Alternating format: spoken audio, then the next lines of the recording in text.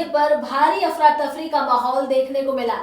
Airport के air traffic control system में आई तकनीकी खराबी के कारण 300 से अधिक उड़ानों में देरी हुई है। इस तकनीकी गड़बड़ी की वजह से एटीसी अधिकारियों को फ्लाइट्स का शेड्यूल और आवश्यक जानकारी नहीं मिल पा रही थी, जिसके चलते पूरे हवाई संचालन पर असर पड़ा।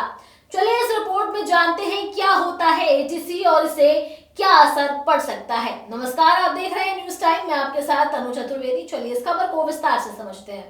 मीडिया रिपोर्ट्स के मुताबिक एटीसी के ऑटोमेटिक मैसेज स्विच सिस्टम में गड़बड़ी आई है। ये सिस्टम विमान संचालन से जुड़ी हर जरूरी जानकारी जैसे टेक ऑफ, लैंडिंग रूट, ऊंचाई और मौसम रियल टाइम में एयरलाइनों, पायलटों और अन्य एयरपोर्ट्स तक पहुंचाता है। सिस्टम के फेल हो जाने से एटीसी को ऑटोमेटिक डेटा मिलना बंद हो गया, जिसके बाद अधिकारियों को मैनुअल तरीके से फ्लाइट शेड्यूल तैयार करना पड़ा। यानी अब हर उड़ान की मंजूरी, रूट क्लियरेंस और अपडेट हाथ से भेजे जा रहे हैं, जिससे संचालन बेहद धीमा हो गया है। ये तकनीकी खराबी गुरुवार शाम से शुरू हो गई थी। गुरुवार को 513 उड़ानों को देरी से रवाना किया गया था और अब सुबह तक समस्या और गहरी हो गई है। Flight tracking website flight radar 24 और फ्लाइट अवेयर के डेटा के मुताबिक दिल्ली के आसमान में कई फ्लाइट्स को एक ही जगह लंबे समय तक चक्कर लगाते हुए देखा गया।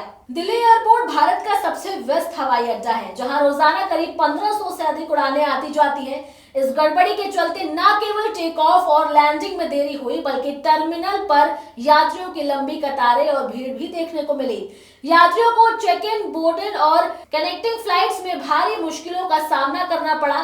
कई लोगों को कनेक्टिंग उड़ानें छूट गई, जबकि कुछ को एयरपोर्ट्स पर घंटों इंतजार करना पड़ा। दिल्ली की उड़ानों में देरी का असर अन्य एयरपोर्ट्स पर भी देखने को मिला है। बेतिया, लखनऊ, जयपुर, चंडीगढ़, अहमदाबाद और अमृतसर जैसे शहरों में दिल्ली से आने जाने वाली फ्लाइट्स भी लेट हुई हैं। अहमदाबाद एयरपोर्ट की अगर हम बात करें तो वहां स्मार्टविंग की SG 8193 फ्लाइट 3 घंटे से अधिक लेट रही। एयर इंडिया की AI 2959 2.5 घंटे से ज्यादा देरी से चली। इसके साथ ही एयर इंडिया की AI 2715 फ्लाइट भी निर्धारित समय से पीछे रही। इतना ही नहीं, अमृतसर की अगर हम बात करें, अमृतसर एयरपोर्ट का भी यही हाल था। एयर इंडिया AI 1884 में 5 घंटे की देरी, इंडिगो 6E6848 2 घंटे लेट और एयर इंडिया AI 492 आधा घंटा लेट रही। दिल्ली की उड़ान भरने वाली अंतर्राष्ट्रीय उड़ानें भी इस खराबी की चपेट में आ गई है। यात्रियों के अनुसार ITA एयरवेज और वर्जिन अटलांटिक जैसी प्रमुख अंतर्राष्ट्रीय फ्लाइट्स कई घंटों की देरी से रवाना हुई। चलिए अब ये समझ जाते हैं कि एटीसी का दायित्व क्या होता है, ये काम कैसे करता है। ये टेक ऑफ और लैंडिंग की अनुमति देता है, उड़ान मार्ग तय करता है, हवाई जहाजों की आपसी दूरी बनाए रखना भी इसका काम होता है। इसके साथ ही एयर स्पेस में सुरक्षित संचालन सुनिश्चित करना भी इसका काम है। जब ये सिस्टम फेल हो जाता है तब ऑटोमेटिकली मैसेजिंग बंद हो जाती है। सभी अनुमतियां और अपडेट अब मैनुअली भेजनी पड़ती हैं। एटीसी पर कार्यभार कई गुना बढ़ जाता है। उड़ानों के क्लियरेंस में देरी होती है, जिससे एयरपोर्ट पर भीड़ बढ़ती जाती है। इसके साथ ही ह्यूमन एरर की संभावना बढ़ जाती है, जो सुरक्षा के लिहाज से जोखिम भरा होता है।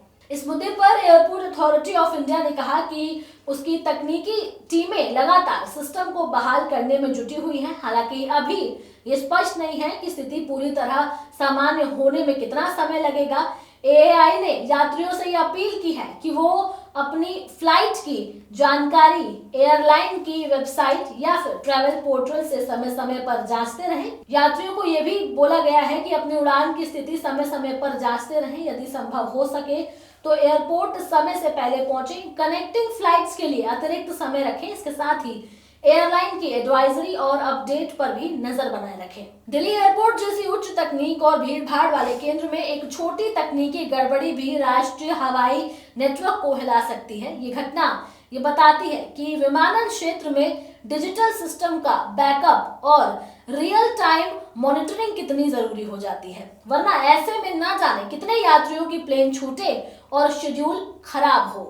एयरपोर्ट अथॉरिटी ने भरोसा जताया है कि सिस्टम जल्द बहाल कर दिया जाएगा, लेकिन तब तक यात्रियों को थोड़ी और सतर्कता और धैर्य से काम लेना होगा। आपका इस पर क्या कहना है, आप हमें कमेंट सेक्शन में जरूर बताएं। इसके साथ ही हमारे चैनल न्यूज टाइम को सब्सक्राइब करें, लाइक करें, शेयर करना ना भूलें।